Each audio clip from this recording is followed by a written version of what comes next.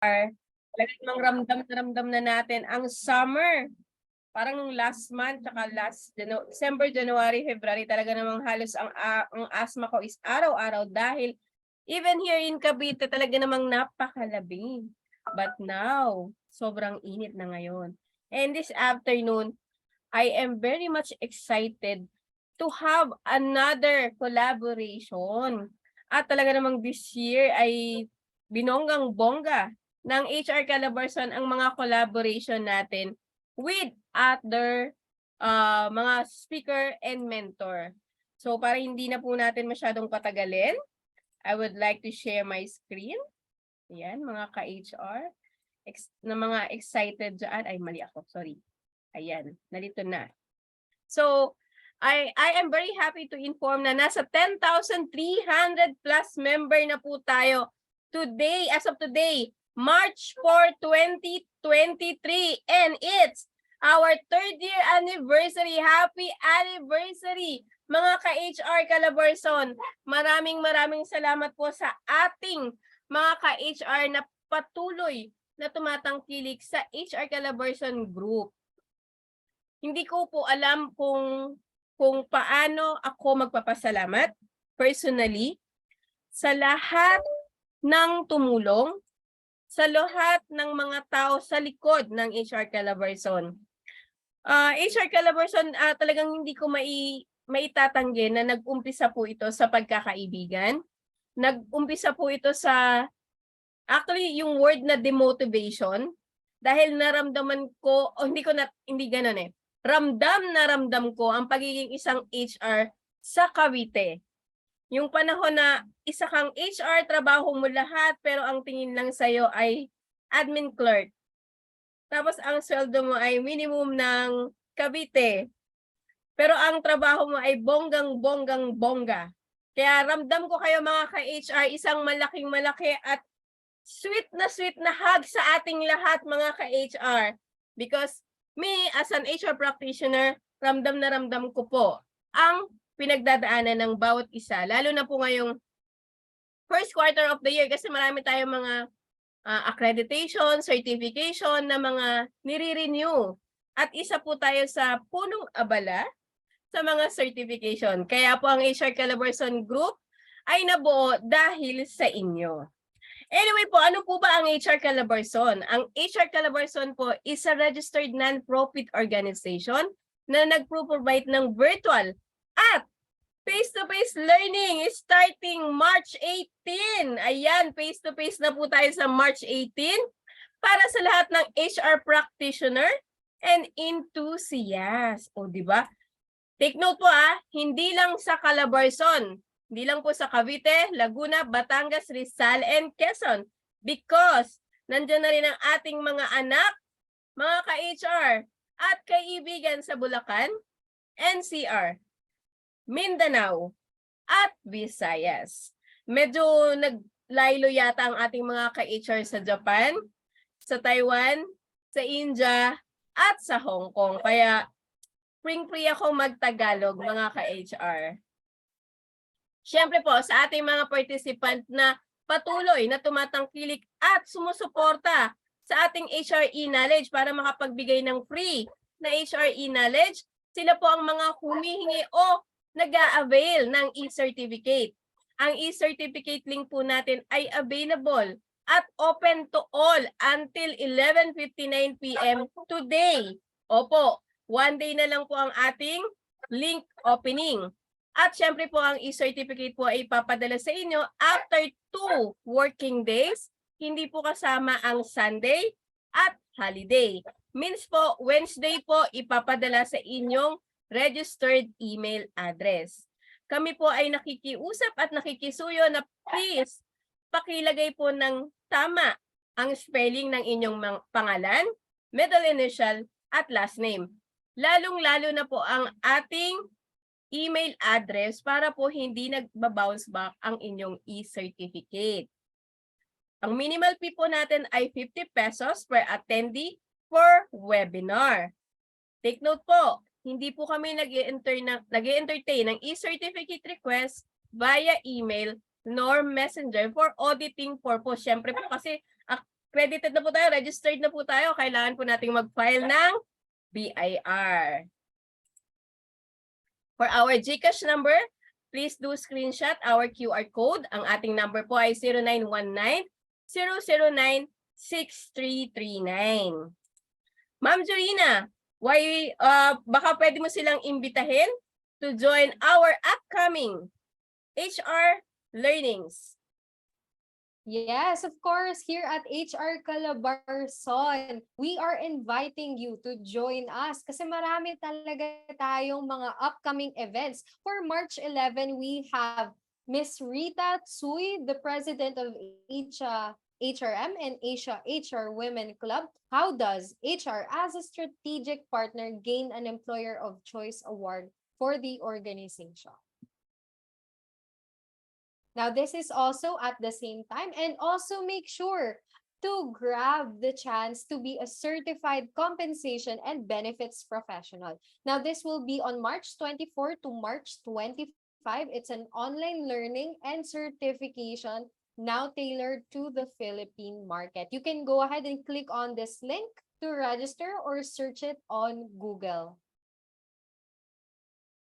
And of course, we are inviting you from the Philippines HR Group. We have the weekly program every Sunday at 3 p.m. The HR Cafe, Usapang Trabaho, Buhay at Iba pa. Live on Facebook. And one of our major projects this coming March is HR Business Partner Learning Series Batch 2 in Cavite. Now, you can get equipped to be the business partner of your organization today. Now, our rates are for the virtual, we have 1,200 plus 12% VAT. And if you will be attending face-to-face, we will be having it at 2,000 with drinks and snacks included. Please take note that this will be on March 18, 2023.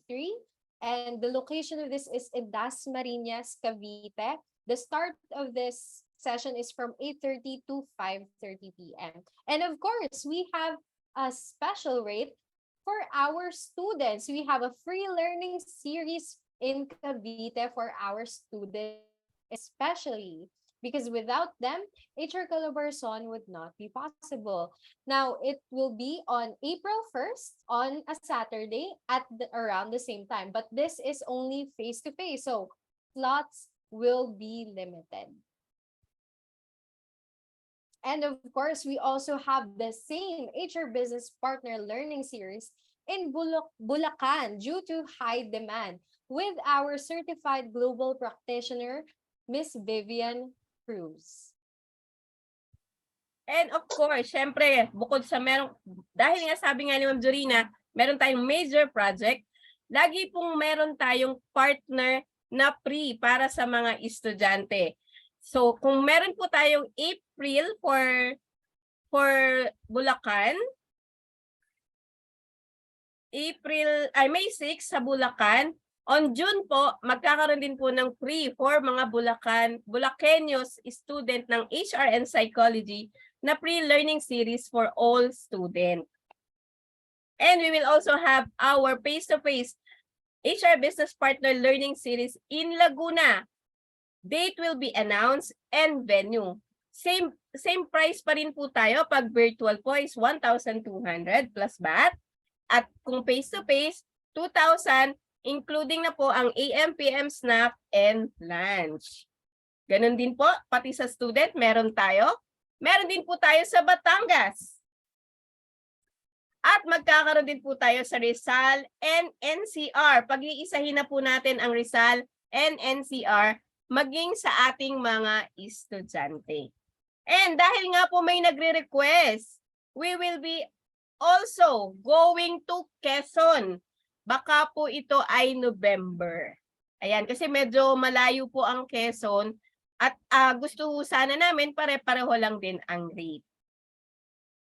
And siyempre, we would like to thank our sponsor, Butterfly Kiddie Salon. Get your girls ready for unlimited makeover.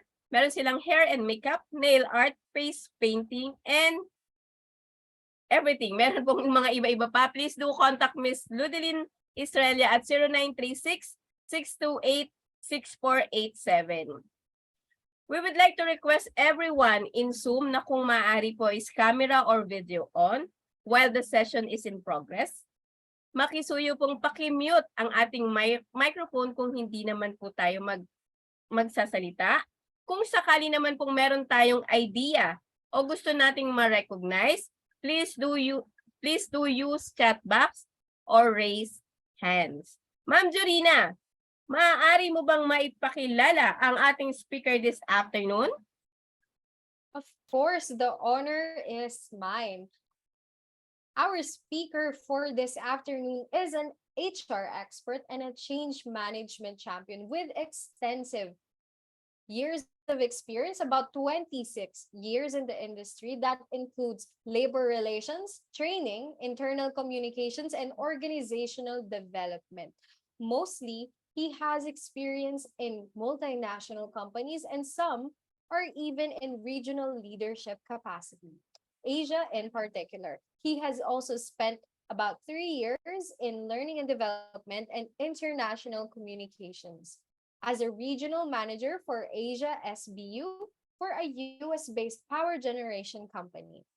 AES and his key functions included running leadership programs and trainings, coaching and mentoring programs, developing several training modules, and competency profiling across the region of the Philippines, Vietnam, India, and Sri Lanka.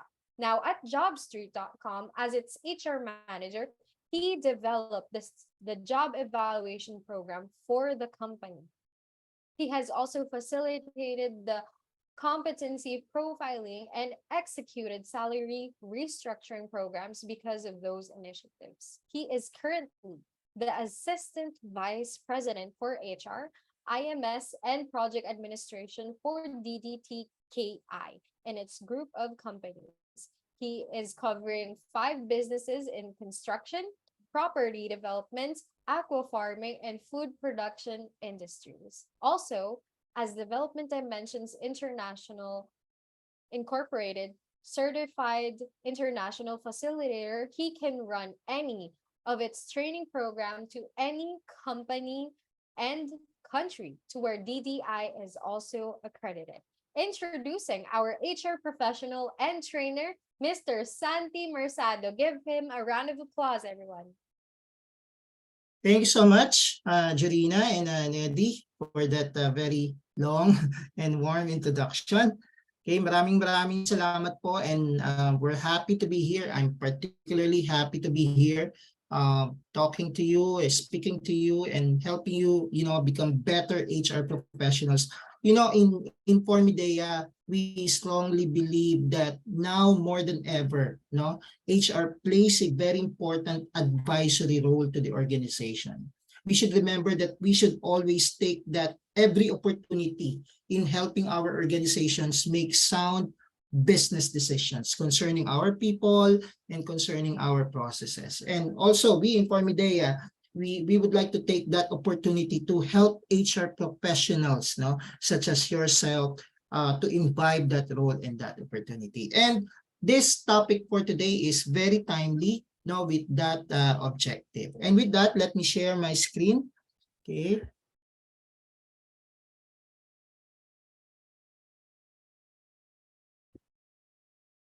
Okay, Neddy, are you seeing it, Jorina?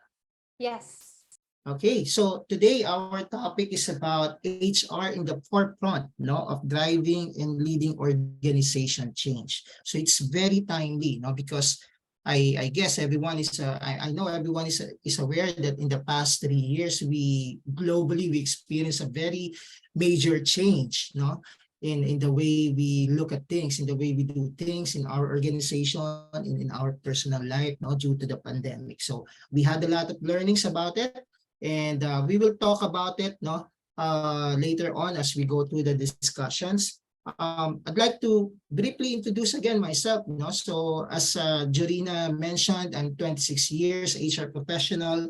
Currently, I'm the AVP for HR management and people compliances with a large construction company. So I've been running around Asia, running training programs and coaching sessions, no, specifically with countries such as Vietnam, India, and Sri Lanka, and of course Philippines. No, so also I'm a competency systems and profiling specialist. Some of the projects that we do in some organizations, we help them build their competency systems and job evaluations. And currently, I'm proud to say I'm also the president of our Alumni Association for General Emilio Aguinaldo High School in Manila. So some of the things that I do on the side. Okay, so sabi nga po ni Nedy kanina, these are some of the norms, no, that we would like to implement today. So we hope that you will be consistently on mute, no, when you are not talking. You can use the chat box, you can raise your hands. If you have questions, we will accommodate them, no, immediately. And whenever possible, no, we would like to see your faces as well. So kung kaya ninyo, no, please open your camera or video, nakikita rin naman namin kayo, so that we could put names into faces. Ayan. Okay, so our agenda for today, we made it as simple as possible, no? So since our topic is about HR being in the forefront, no, of driving and leading organization change, so we thought of having simple agendas for this afternoon. Okay, so para mas ma-accommodate namin kayo more on the question and answer portion later on. So our agenda is number 1, what is organization change? No, ano pa yan? Why is it happening? Importante ba yan? Can be avoided, etc., etc. Okay. And secondly, how are people reacting to change? No? So why did we say people? No? Kasi of course we are HR. We always deal with people. Yun yung isa sa primary role natin with the organizations, no, with our organization. So how does people, no, how do people react to change? Okay, and with that, next agenda is our role in HR.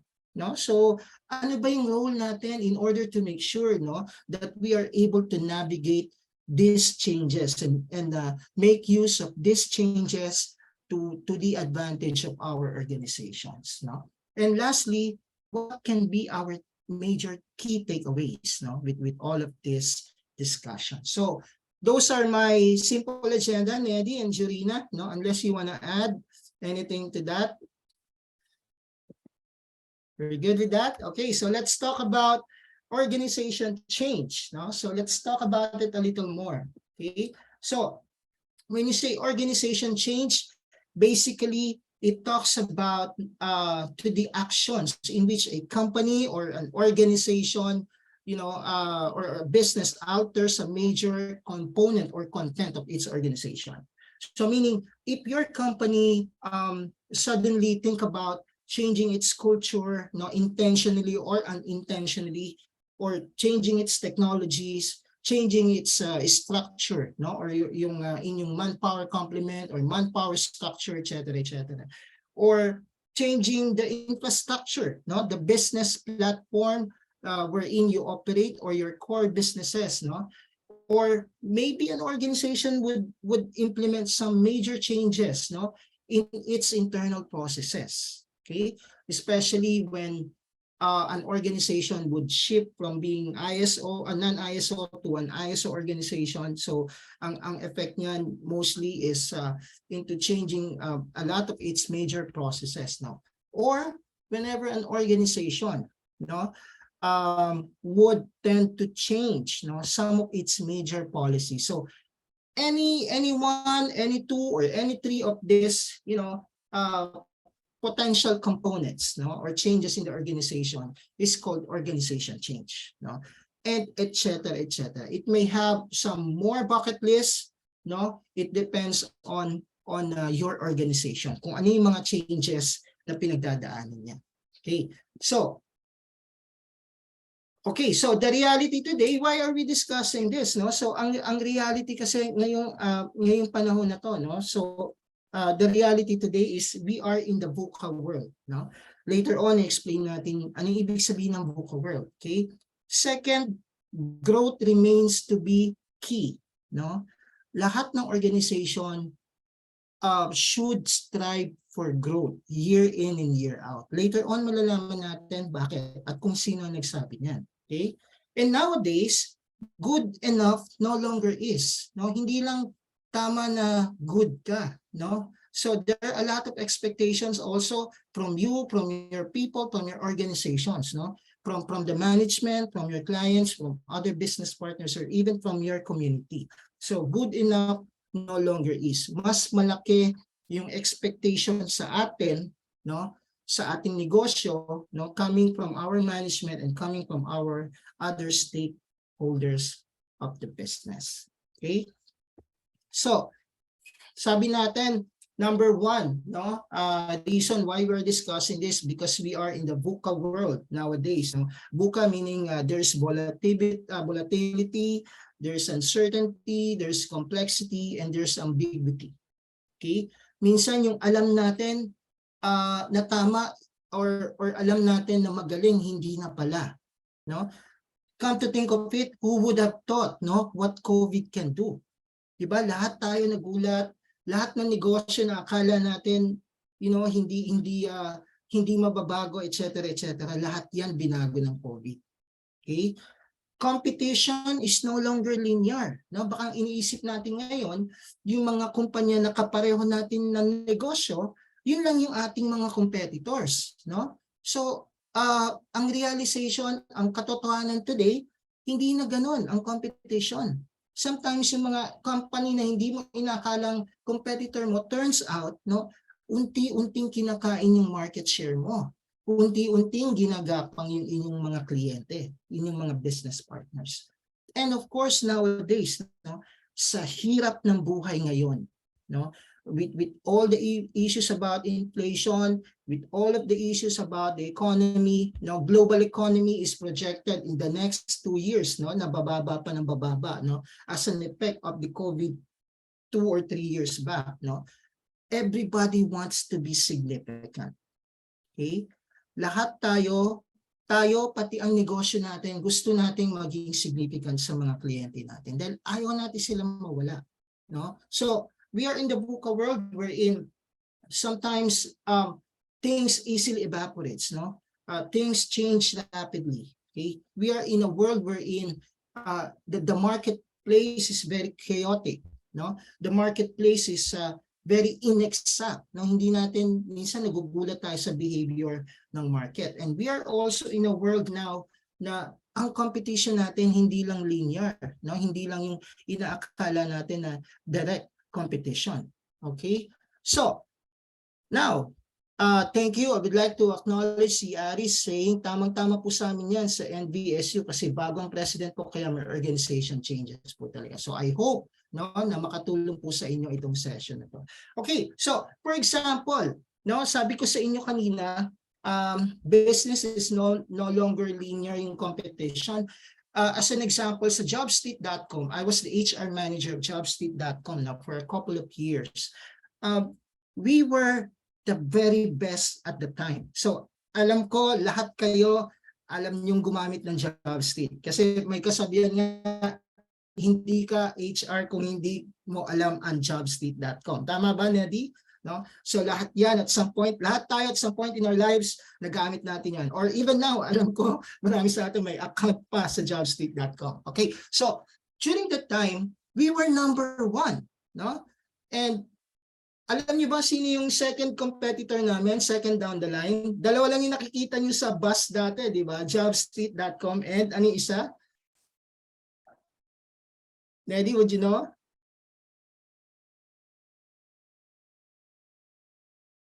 Okay. Ang pangalawa dati is JobsDB. Kung natatandaan niyo. So dalawa lang kami niyan, di ba? Jobstreet.com, some 10 years ago. No, not Monster. Indeed, wala pa yan before. No? So Monster, medyo bago pa yan kasi multinational yan eh. Jobstreet.com, we were proud to be very number 1. No? Kami talaga yung nasa taas. In fact, ang pinagmamalaki namin noon, 5 million yung nasa database namin. No? So that was 10 years ago pa. So kami yung pinakamalakas, lahat ng ginagawa namin successful. no? Lahat ng events namin sa MOA, lahat yan successful. Mga job fairs namin, etc. Kami yung ginagaya.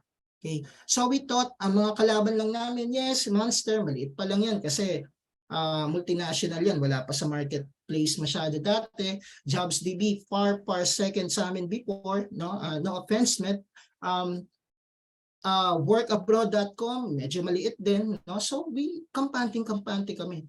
Then there came LinkedIn, no? Ang LinkedIn before, hindi namin yan pinapansin because we know that LinkedIn is a social media network, no? So it's a social media platform wherein it provides opportunities for professionals to connect. So ang dating sa amin ng LinkedIn, Facebook lang yan. Okay? Wala yan, hindi yan kami kakain. Until such time, nare-realize namin, no, yung market share namin lumiliit, lumalaki sa LinkedIn. So, nagiging direct competitor na namin sila. And in fact, many of the headhunters during that time, no, are no longer availing of our resume search service. But instead, they're paying LinkedIn account premium, no? So para ma-search din nila. So as an example of, yung sinasabi ko na minsan yung akala mo, yung competitor mo, yung ibang negosyo, hindi mo competitor, yung pala nagiging competitor nila.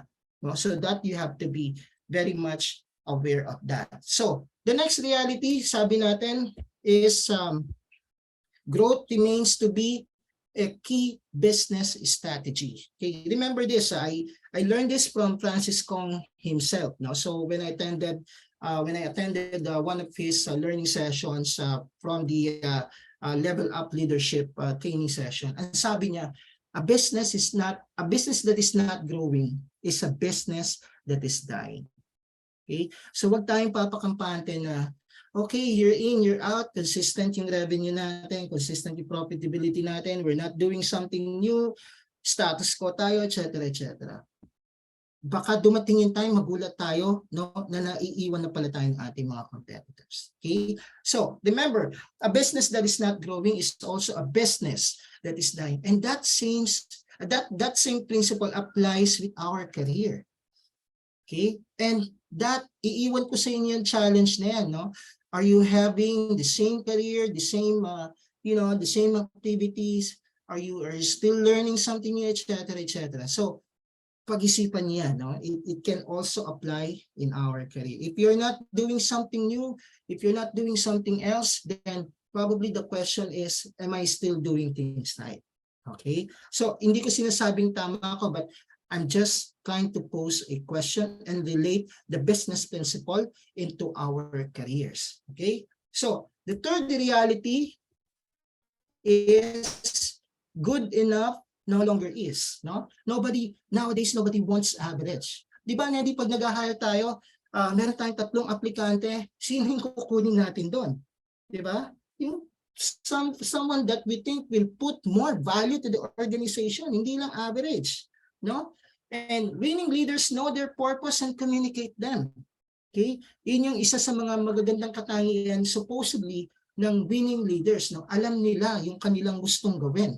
No, dapat tayo rin yun. No? Dapat we should have that productive paranoia na lahat ng ginagawa natin for the organization dapat geared towards its productivity. No? Empirical creativity, meaning real experience yan, observable experience yan, na creativity na lumalabas sa atin. No? And these were the principles given by Morten Hansen. No? He's a Norwegian author of different management and leadership books. No? So again, we said that the reality is we are in the VUCA world.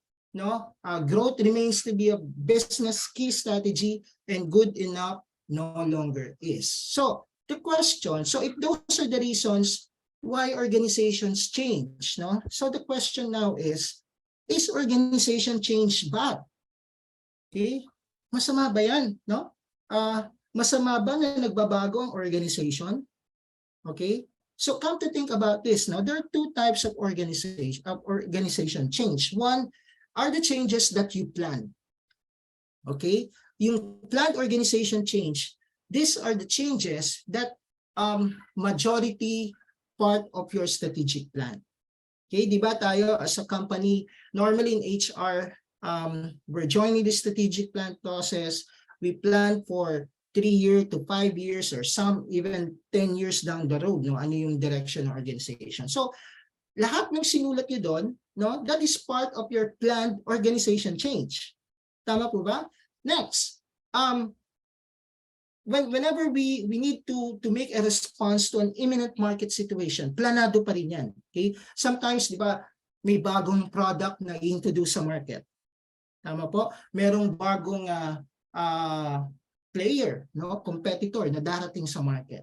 So lahat yan pagpaplanuhan natin. That is part of the planned organization change. So paano natin natakin yan? Paano natin lalabanan yan? Paano natin i-maintain yung ating market positioning, no?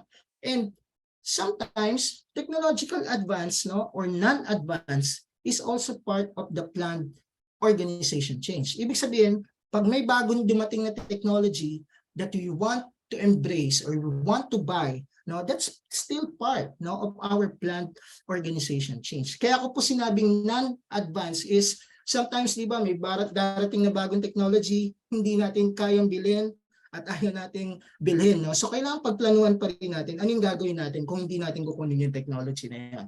Okay?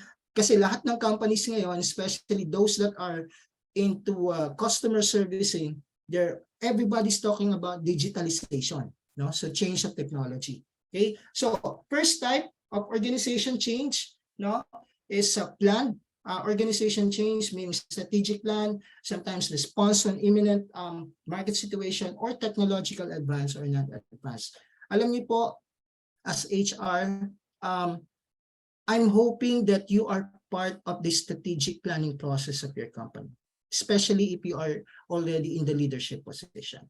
Okay, importante na as HR, alam niyo ang strategic plan ng company. Kung hindi man kayo nabibigyan ng opportunity dun sa formulation process ng strategic plan, maybe in your position now or in your level now, but at least sana in the implementation process, alam ninyo ang strategic plan ng inyong kumpanya. And that is one of our major roles as HR. Okay? So, second type, if you have questions, you can chat it in. Pwede po kayo mag-chat kung may mga katanungan po kayo. Okay. Okay, I'm just checking some. Okay, sige. Second type is unplanned. Ito yung mga wala sa plano natin, no? Minsan nagkakaroon ng as a response to a sudden market situation, no, na biglang may pagbabago sa marketplace natin, dun sa industriya na ating ginagalawan, na sometimes we are caught off guard as an organization. And sometimes there are uncontrollable factors na dumadating sa atin, no? Those are types of the unplanned organization change. So, for example, yung COVID, hindi naman natin alam na darating yan, no? So that remains to be unplanned, no, as a type of organization change, no? So again, types of organization change, planned and planned. So that in itself hindi naman masama, no, ang organization change. But the question is, when is organization change bad? Kailan ba siya nagiging masama? Okay? Kailan ba hindi nagiging advantageous sa atin, no, yung organization change? And here are the salient points that I want you to know. Okay? When does organization change become bad? Number one, when an organization is not aware of the need. Okay? Yan, napakadelikado po yan. It's very, very dangerous when an organization is not aware that it needs to change. Okay? Ito yung sinasabi sa Tagalog na hindi mo alam na wala kang alam. No? That is very, very dangerous, no, as an organization. Okay?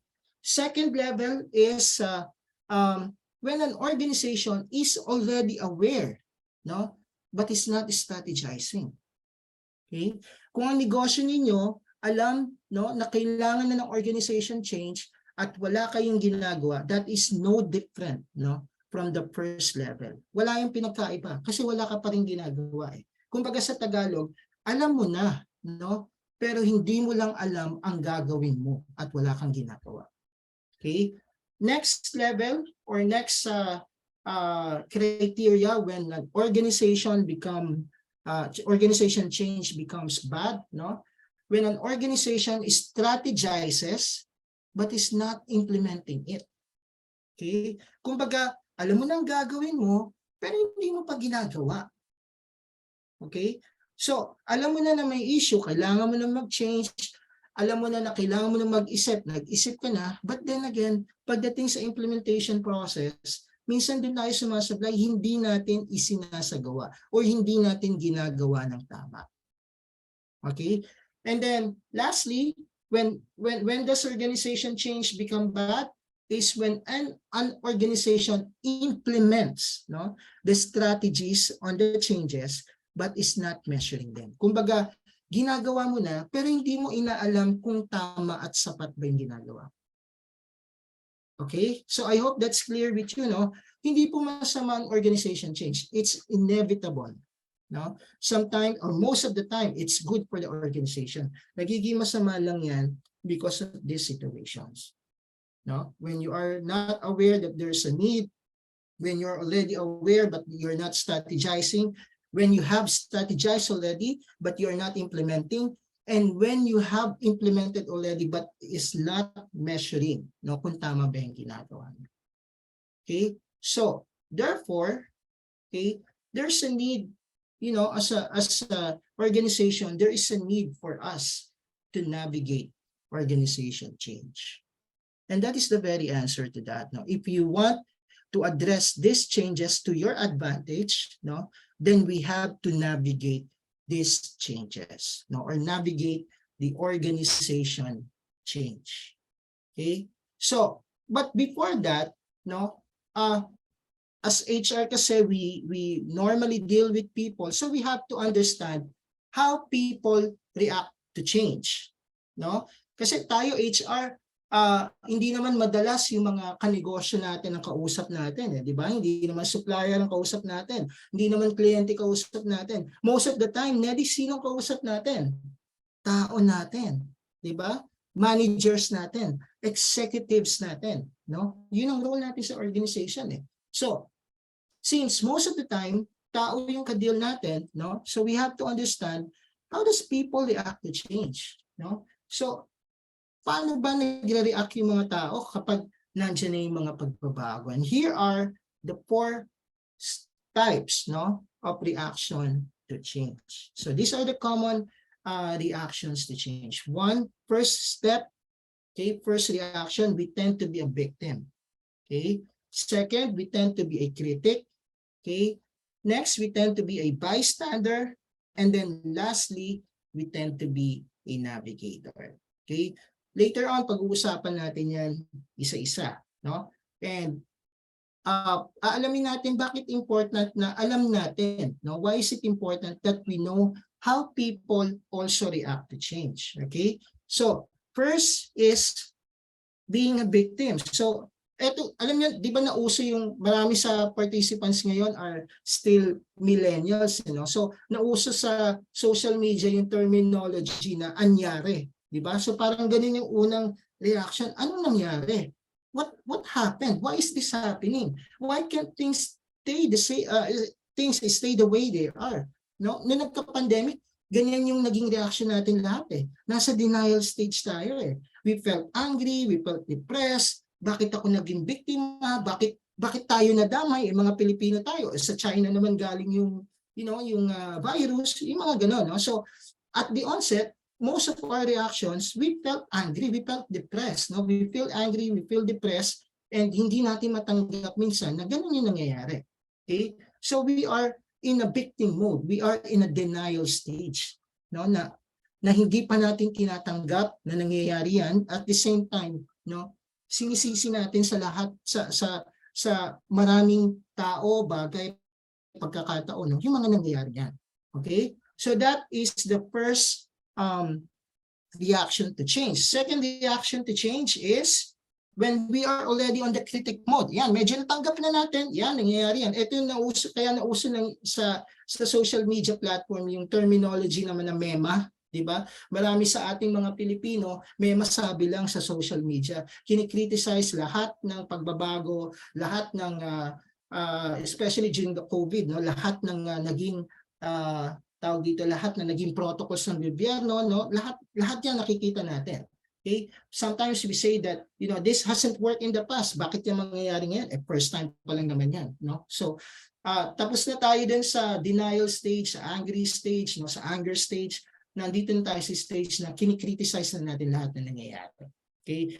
And at some point, we feel that, we are at par better than those who are implementing the changes.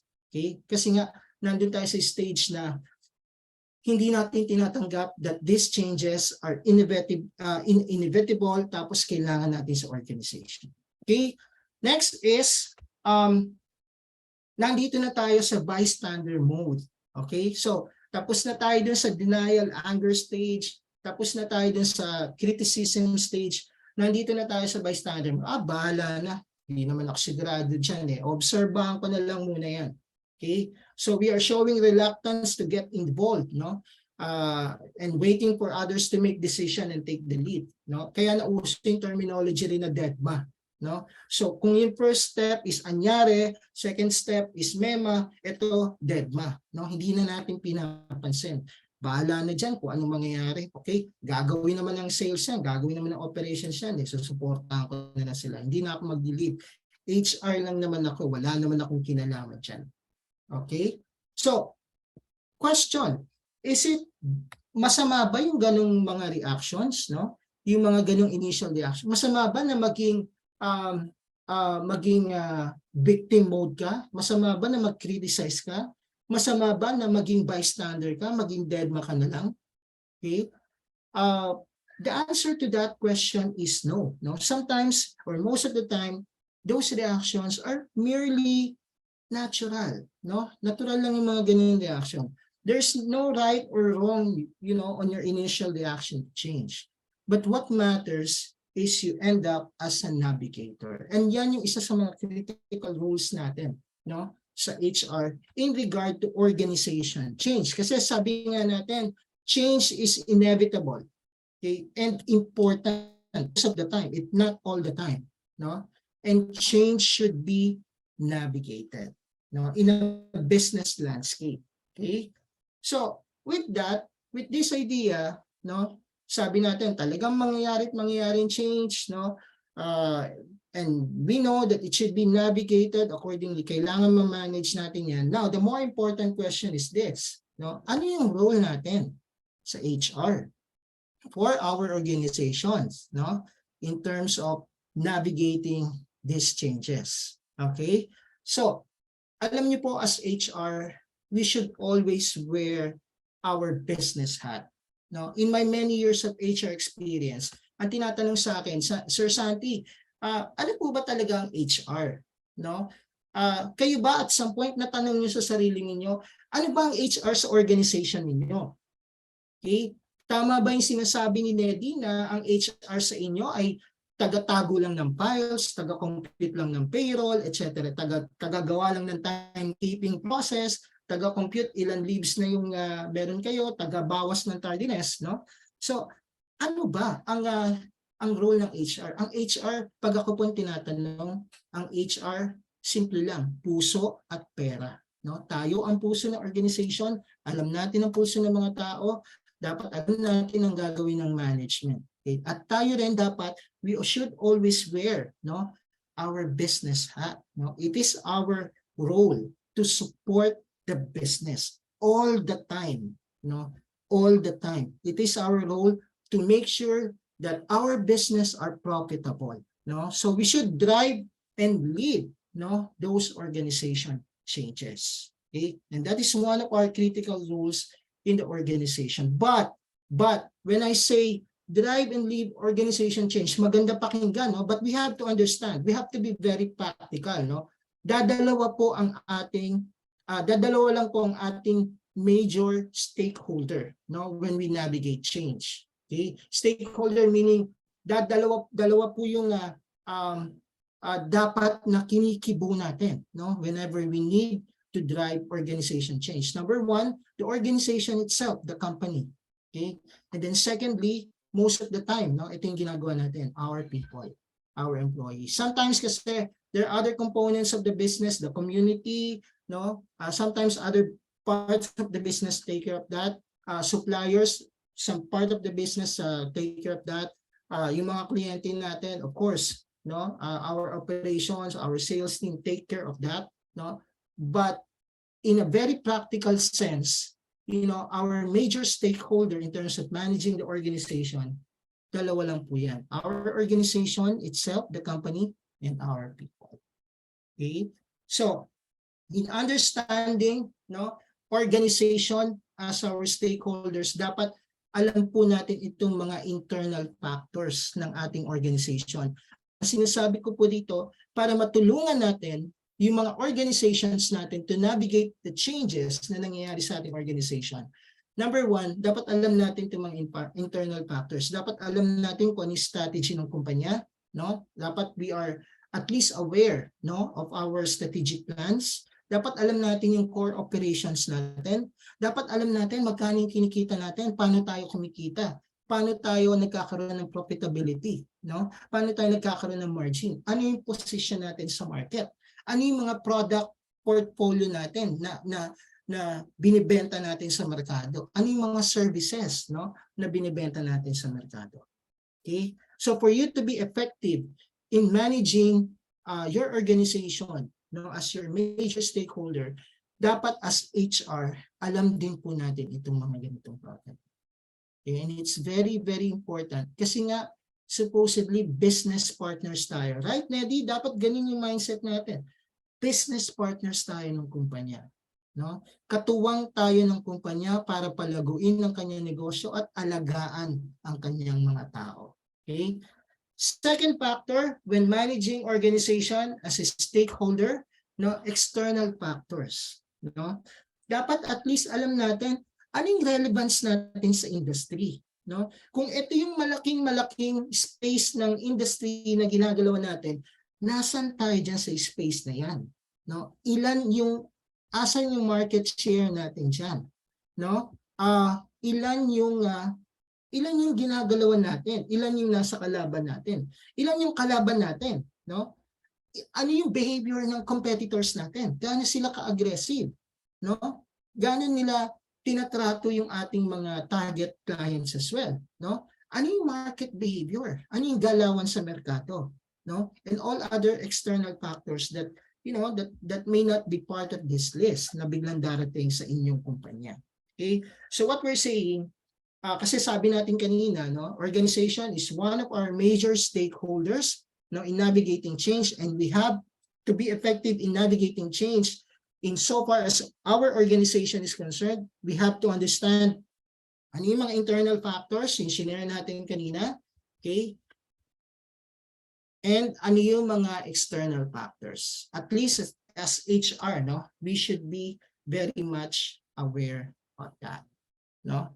And lastly, as people, as a stakeholder, no, as our second stakeholder, no, more importantly, as HR, we should understand that this is a very critical role for us.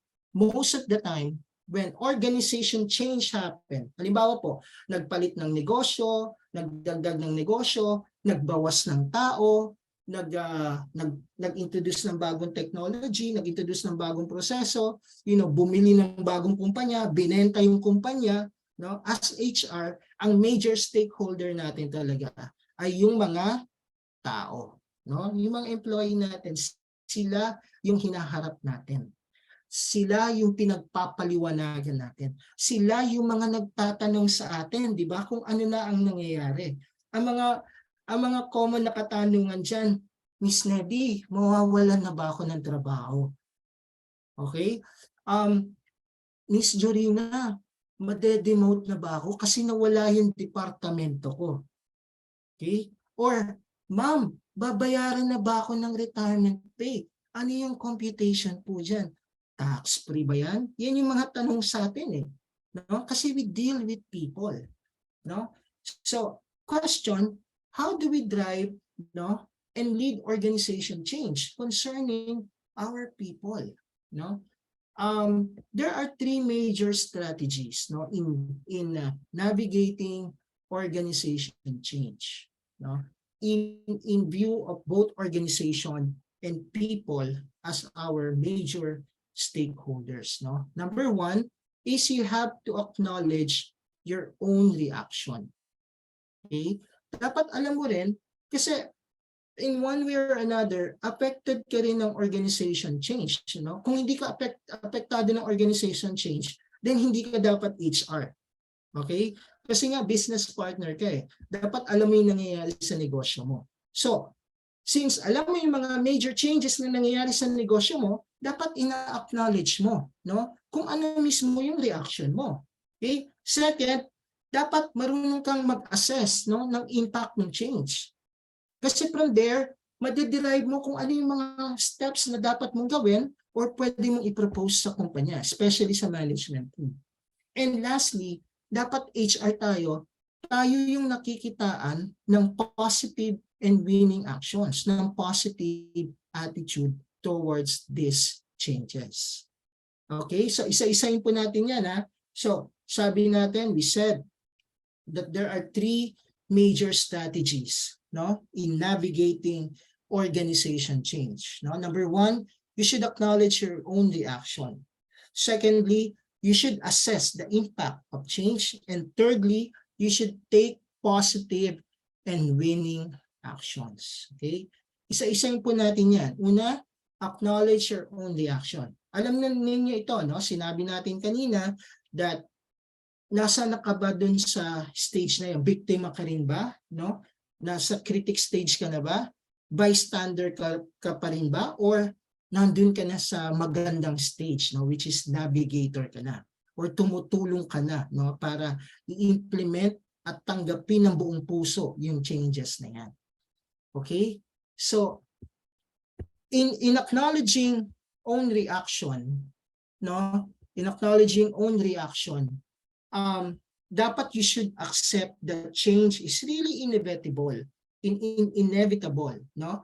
If we can anticipate how we will respond to change, no, we can be more productive in acknowledging these changes and managing our own reactions, and at the same time, therefore, guiding our other employees accordingly. Okay? Kumbaga, kung gusto natin eventually ma-manage natin yung ibang tao towards this change, dapat i-manage muna natin yung sarili natin. No? Hindi naman pwede na tutulong tayo sa iba pero hindi natin tutulungan yung sarili natin. Tama po ba? At the end of the day, we are still part of the employee workforce. At dapat alagaan din natin yung sarili natin. Kung gusto nating alagaan yung iba, no? Dapat we should be able to identify and describe our thoughts, no, and feelings, no? It's difficult to move forward. Sabi po, ang hirap mag-move forward eh. Ang hirap mag-move on, no? Unless you understand your own thoughts, alam mo yung mismong feelings mo, both positive and negative. Okay? If you ignore your initial reaction, ano mangyayari pag in-ignore mo mismo yung sarili mong reaction and then you went on helping others, no? Lahat yan, it will surface later. Lalabas at lalabas yan later. At baka magulat ka or hindi mo magustuhan, no, yung magiging reaction mo eventually. Okay? So, we are on the principle, no, tatandaan niyo po ito, in Formidea, we always teach this, no? In leading others, no, it's important to realize that you cannot lead others if you cannot lead yourself. Okay? Tinuturo po namin yan sa Leadership 101 sessions namin. We call it self-leadership. No? Kumbaga, kung gusto mo pong tulungan ng iba, tulungan mo muna yung sarili mo.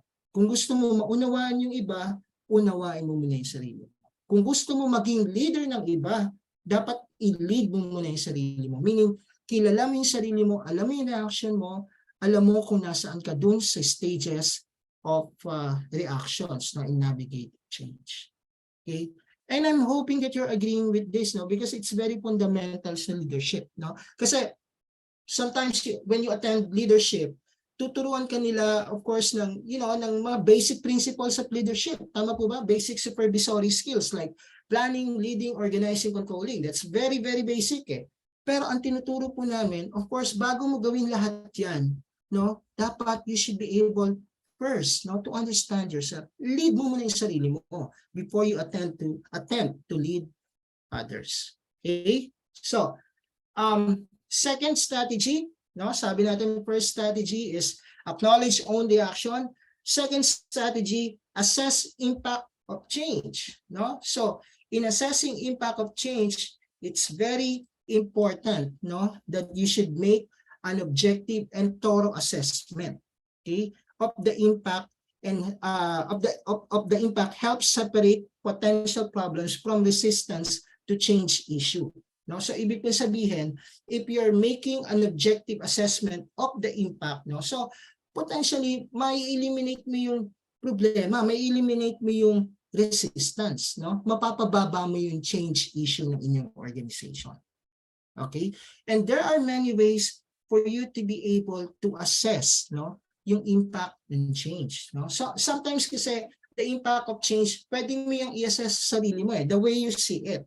But mas importante po na malaman din ninyo the way people see, no, these changes, no? So how do you do that? Talk to as many people as possible, no, about what they think the effects of the change will be, no? Sila yung major stakeholder niyo Sila yung inyong dapat alagaan, no? Get variety of perspective and identify how the change will affect or affecting your people, no, and get insights from as well, no, as from groups within your organization. Get insights as well, no, from groups within your organization, no. So para hindi sayang yung oras mo, syempre you should talk one-on-one with the leaders, etc., etc. Or you can also do some small talks, no. Pag nasa kantin kayo, pag nandun kayo minsan sa CR, di ba, na pag-uusapan yan, or nasa reception kayo, or even when you are in a formal meeting, no? Or you can, kung marunong kayong mag-conduct ng focus group discussion, I would suggest you do that, no? So, ang importante po rito, the key takeaway here is that you get as much information as possible, no, from your employees as to what they think about the change. Ano yung impact sa kanila, sa palagay nila. In fact, you can even use some guide questions, no? Such as what I'm presenting to you now. Okay, you can maybe, you know, write down ano yung understanding ng tao about the reasons for the change, ano yung expect nilang result, ano yung role nila sa changes na yon, ano yung positive outcome sa kanila, ano yung downside sa kanila, no, ano yung expectation pa nila ng iba, ano yung tingin nila na dapat gawin, no, ano yung suggestion nila, and ano yung mga available resources na gusto nilang magkaroon sila, no, para matulungan niyo sila. So if you're able to get those information, you know, you can merely summarize it, no? Assemble those information, okay, so that you're able to, you know, take in some informed recommendations, no, for your company. Okay, so assemble the information you have gathered in a way that will help your organization understand and assimilate it. Pakita ninyo sa managers, pakita ninyo sa mga executives. If you are already part of the MANCOM, discuss it, no? I-summarize ninyo yung data ninyo, highlight ninyo yung commonalities, no? Highlight ninyo yung mga critical factors that you think should be taken into consideration, no? Evaluate ninyo yan and then present it. Okay? For you to be able to drive some recommendations, no? To the management as to how you will attack, no, the situation. Tell your managers what they need to know, no, not only what they want to hear, but what they have to hear, because those are two different things, no. Tell them what you think should be done, no, based on the information you gathered, and allow them to take actions as well. Now, hindi tayo lahat gagawa niyan. Okay? Let them take in their responsibilities as well as managers to, you know, to initiate talking to their people as well. Kasi marirealize nila niya na lahat ng information na sinishare mo, oo nga, tama pala si Neddy, tama pala si Jorina, ito paling sinasabi ng mga tao. And that makes you credible as an HR person and as a navigator of change. Okay? And for the last strategy, no, take positive and winning actions. Okay? So, alam niyo sa HR, lagi nilang sinasabi na sa HR dapat meron kang positibong pananaw. Tama po 'yan. Dapat meron kang positive outlook, no? Dapat ang dating mo sa mga tao is someone na mapagkakatiwalaan, someone na makakausap nila, someone na masasabihan nila kung ano yung problema nila, no? And that is a very that is an intrinsic value that we have to the organization, because some managers do not have that, unfortunately, no? Or there are some companies na majority of the managers are just merely managers, na hindi talaga sila leaders. Tayo HR dapat leader din tayo, dapat people look up to us, no? Na someone na mapagkakatiwalaan, someone that will put value, no, or value add to anything that we do or to anything that people will tell us. Okay, so take positive and winning actions. And question, how do you develop a winning attitude? No, kahit na may problema, dapat you should always take a look at the brighter side of things, no, and present it to people. No, so how do you do that? Number one, take positive actions individually and with others, no? So ibig sabihin, you can make steps, about assessing positive actions individually and with others. Seek to learn more about the change. Be prepared with a list of questions to be asked, no? Just engage with a lot of discussions, no, with your people, okay? And be as truthful as possible.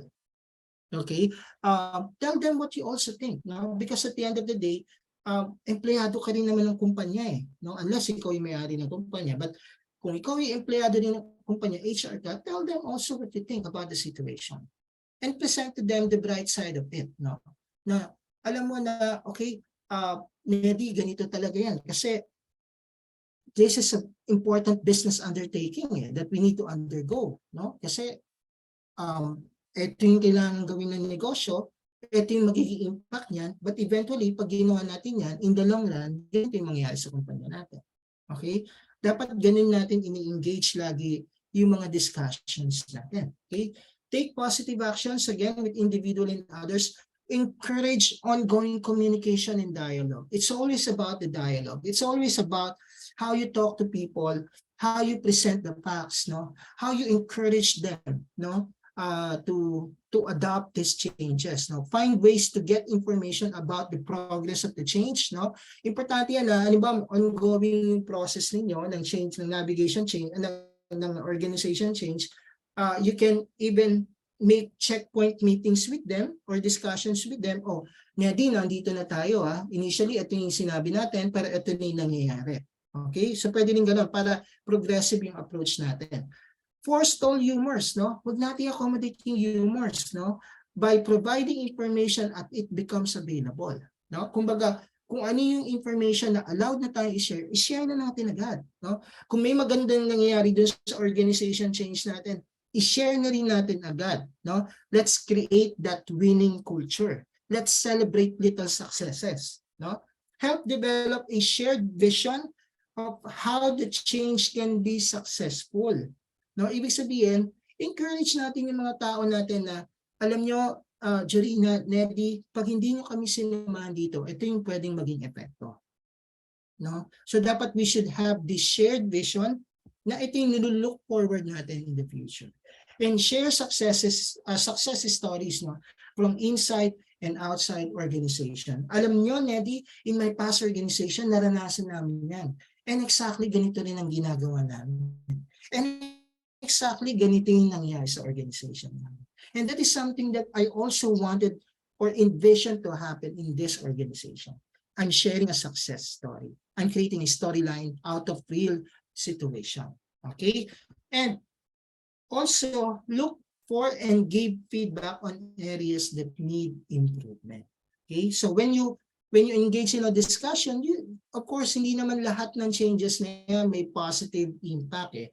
at some point, some of the processes will entail negative impacts to the employee. Get those information, get that feedback, and how is it affecting them, and present it to the management team and come up with some recommendations.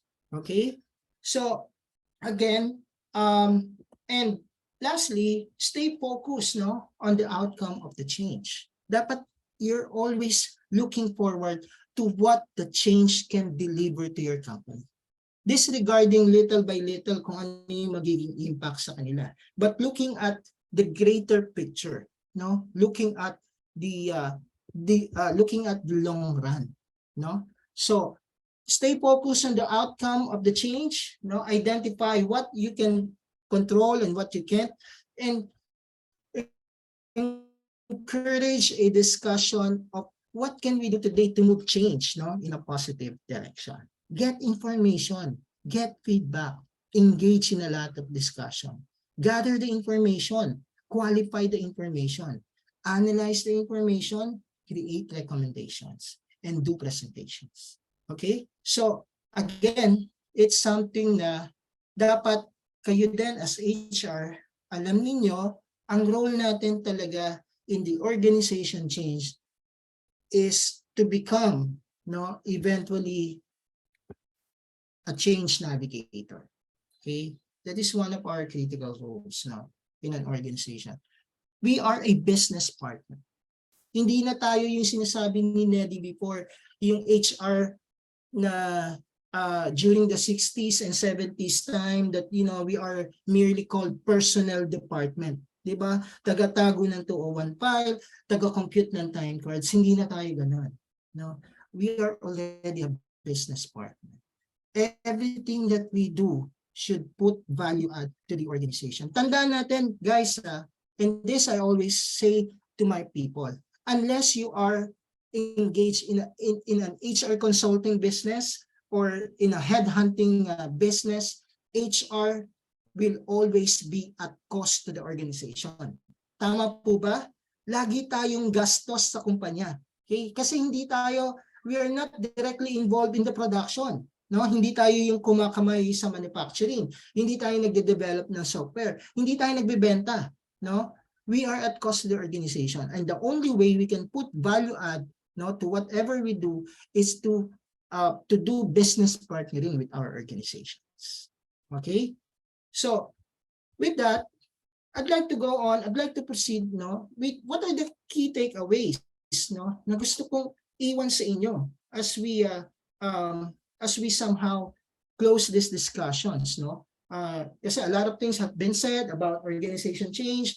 Why is it there? Why is it inevitable? Why is it important? How do we do it?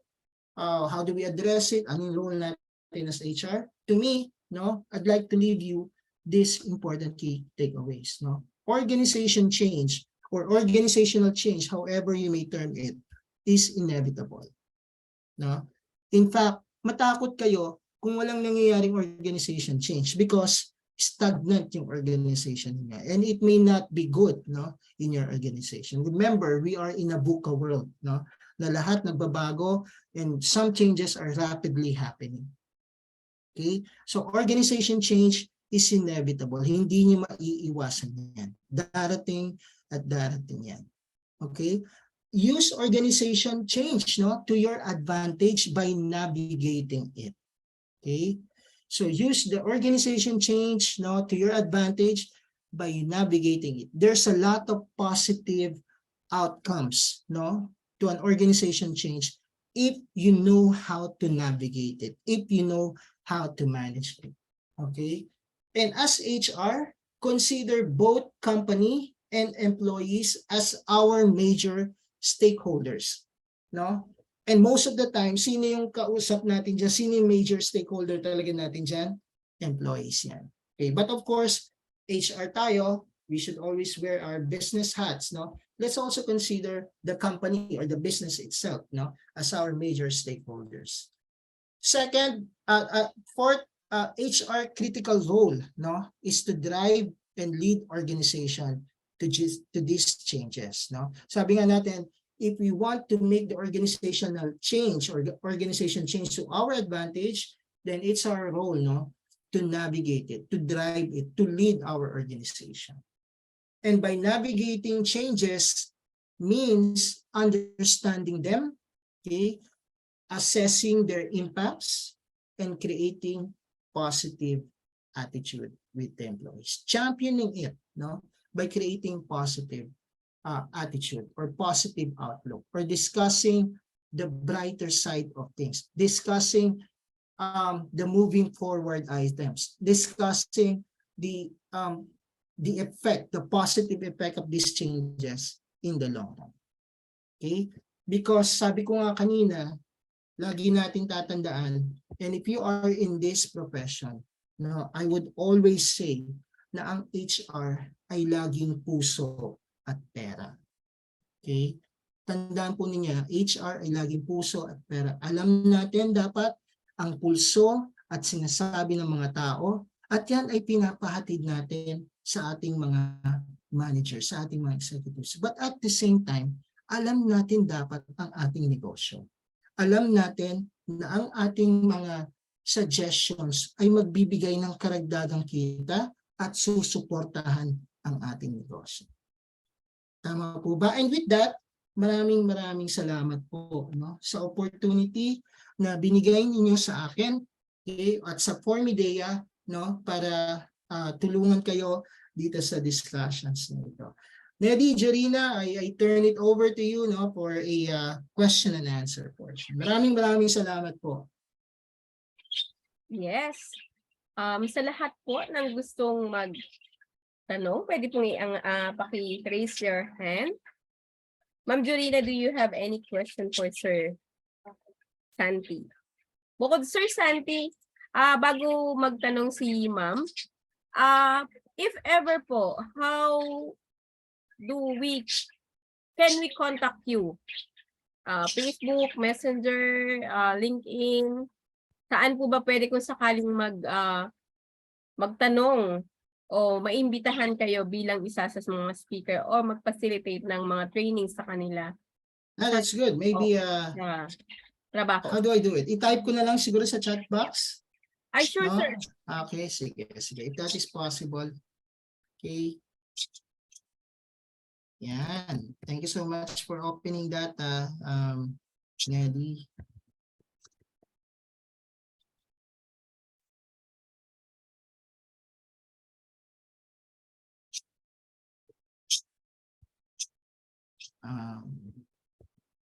So while typing si Sir Santi, Ma'am Jorina, ano masasabi mo sa talk ni Sir Santi this afternoon? Siyempre, maraming natutunan. Of course, Oo nga, ganun pala yun, no? Diba? It's always very relevant kasi we always change. In business, the only thing is constant is change. Change.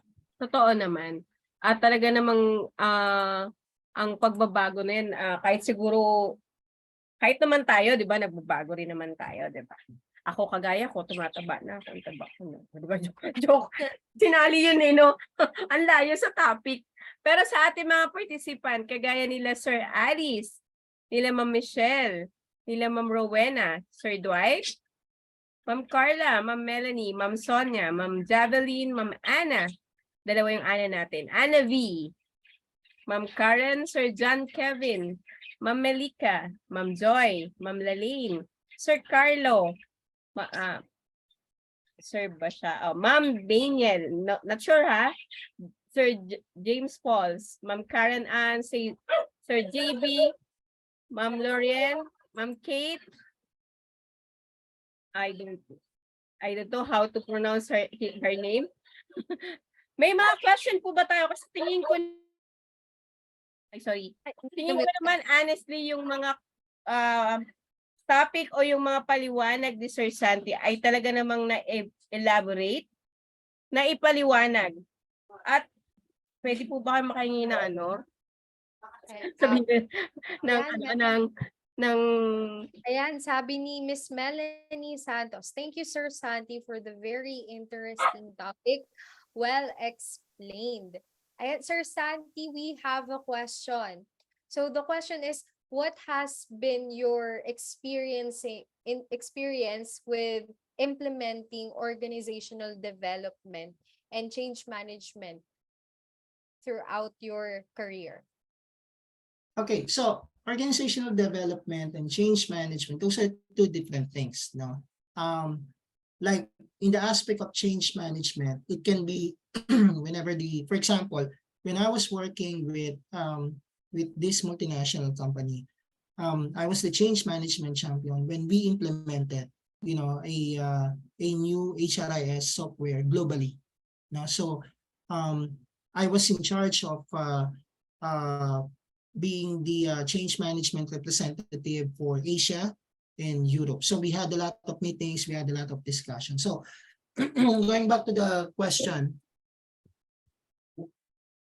to the question of how do I manage being a change management champion, no, from that aspect.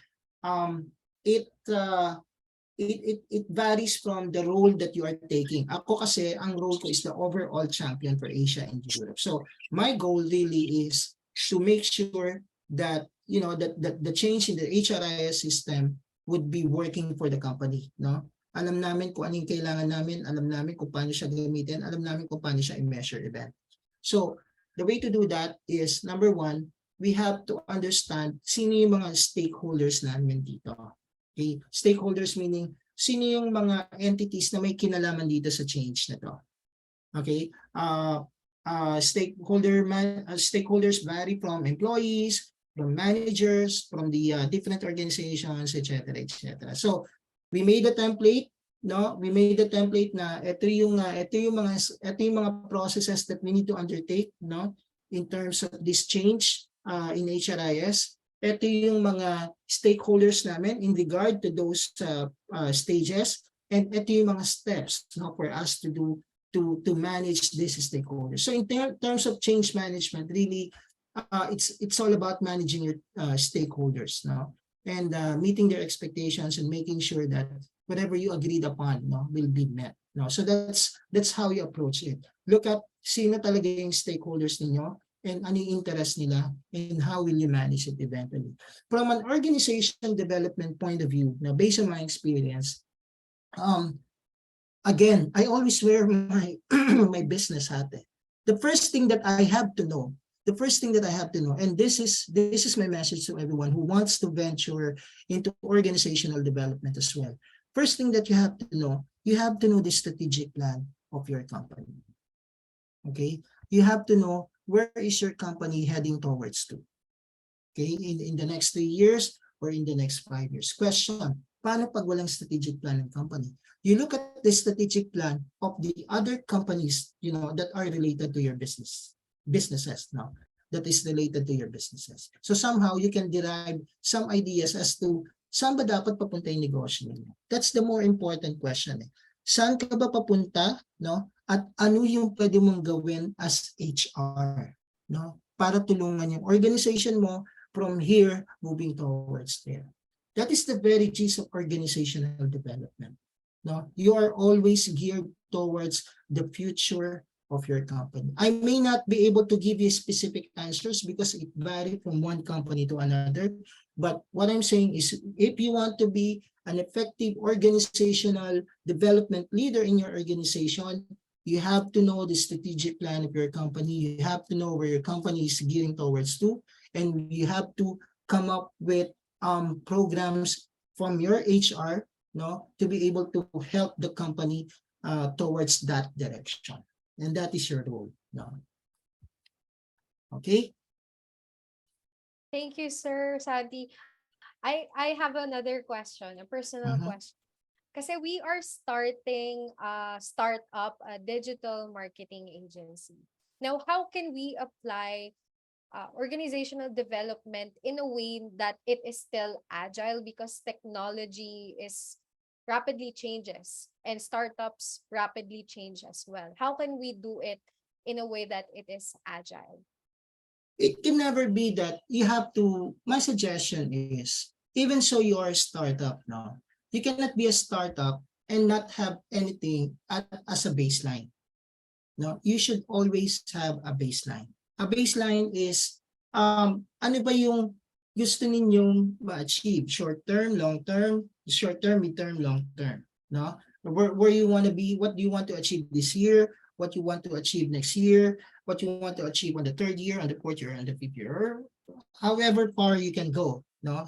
So you have to have that kind of baseline.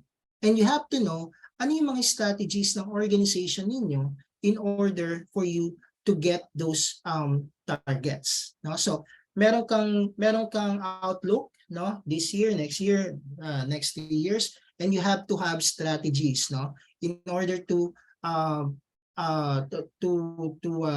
support, no, or achieve those targets that you're setting, those baseline information that you are setting. Now, as an HR, you have to understand, you know, from a recruitment, from a training point of view, from a compensation point of view, balancing the business capability, kasi hindi naman ibig sabihin niya kasi startup, syempre testing waters pa yan, hindi ka naman pwede magbigay lahat ng benefits na akala mo tama, etc. No? So kailangan balansehin mo pa rin yun. So kailangan mag-create ka ng programs from your HR, from recruitment processes, training processes, compensation and benefits philosophy that should be able to support those strategies that you're creating, no, for the company. And that you have to be very practical about it, no, na hindi pwedeng bigay lahat, no.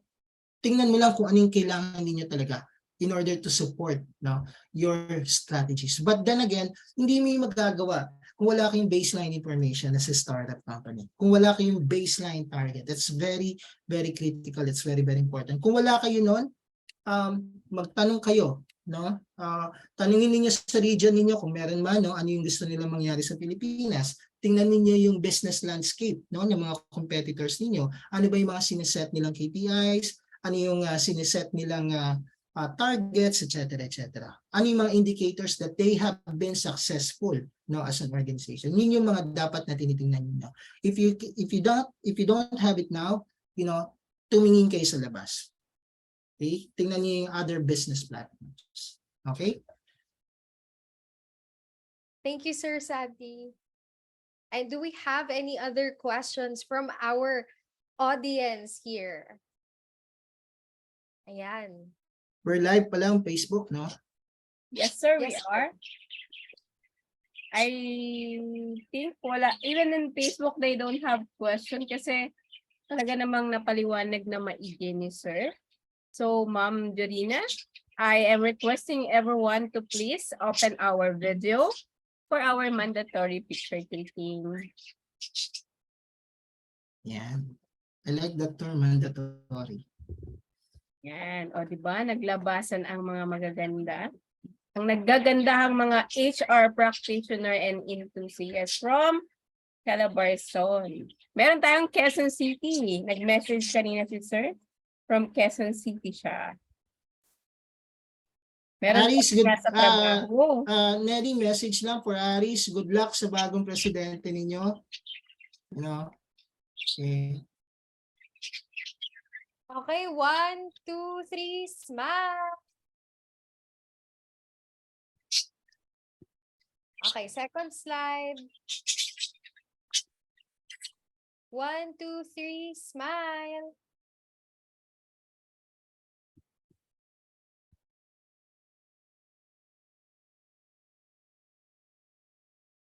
Okay. Ma'am Jorina, please do the honor. HR Calabarzon Group presents the Certificate of Appreciation to Sir Santi Mersado Jr. for sharing his invaluable knowledge and expertise as a resource speaker for the 81st HRE Knowledge entitled HR in the Forefront of Driving and Leading Organization Change via Zoom and Facebook Live at 2:00 p.m. to 4:00 p.m. Given this 4th day of March 2023, signed by your founder, Ms. Nelly Estrella, and your co-founder, Ms. Shereen Caparal. Thank you, And sir.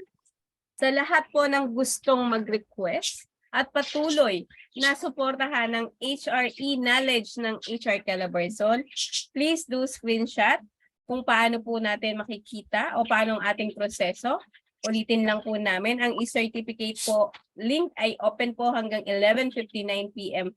this afternoon or this evening. Ang e-certificate po ay ipapadala or we will send it to you after 2 working days, not including Saturday, Sunday, holiday. After po ng workshop ngayong hapon and confirmation of your minimal fee through GCash and attendance. Please do ensure that the Google form was accurately filled out of your first name, middle initial, and last name, including your email address. Must be accurately para po maiwasan natin ang bounce back. Ang links po ay available sa ating Facebook live chat, sa Zoom chat box, at ipopost po natin hanggang mamayang alas 3:30 ng hapon. The minimal fee is 50 pesos per attendee per webinar. We do not entertain e-certificate requests via email nor messenger for auditing purposes. Please do screenshot our GCash number. This is the QR code at ang ating number po ay 0919-009-6339. Ma'am Jorina, bigay natin sila ng background. Ano ba ang matututunan nila sa ating face-to-face HR Business Partner Learning Series Batch 2 this March 18? Ayan, of course. Ano nga bang matututunan natin this coming March? March 18. March Dahil hindi ko na 18. nabago yung date. March 18. Ayan. Of course, we have Miss Vivian Cruz to introduce us the role of HR, the HR business partner, and what is its focus, the organizational diagnostic tools, driving and managing change, and of course, HR analytics, an introduction to it. Also sa lahat naman ng HR, student and psychology student, ito po ang nag-iintay para sa inyo. The role of HR, 8 R's of HR, the employee's journey, competency-based system, Philippines labor regulation affecting pay and benefit, and managing employee discipline. Kaya magkita-kita tayo sa ating batch 2 ng HR Business Partner Learning Series, mga ka-HR, this coming March 18 and April 1. Para naman po sa QR code and link ng ating e-certificate, ito po ay aming ipopost ni Ma'am Jorina hanggang 3:30 p.m. Ma'am Jorina, magpasalamat tayo ng bonggang-bongga kay Sir Santi. Thank you, Sir Santi, para sa Maraming salamat po. napakagandang webinar and napakagandang speech about organizational change. Sobrang useful talaga niya, especially ngayon kasi nagta-transition tayo ulit ngayon to the actual normal na talaga. 'Di ba, Mami Neds? Yes. At sana, Sir Santi, maimbitahan ulit namin kayo one of this day or even kahit saan po natin, lalo na at pinaplano po ng buong Board of Directors ang ating first face-to-face HR e-knowledge summit. Pinaplano pa lang po. So, wala pa pong exact date and venue and hoping makasama natin ang ating 10,300 members. Wow. Sa araw na yon. Kita-kita-kits po tayo at gagawin po natin ang lahat na ma-accommodate ang ating mga members. Muli po, in behalf of the Board of Directors, Sir Santi, maraming salamat. At sa ating mga ka-HR sa Cavite, Laguna, Batangas, Rizal, and Quezon City, isama na natin, NCR, at Bulacan, maraming salamat po sa pagsama muli sa amin sa ating afternoon learning habit. See you mga ka-HR next week. Magandang hapon po. Ingat. Bye! Thank you. Thank you.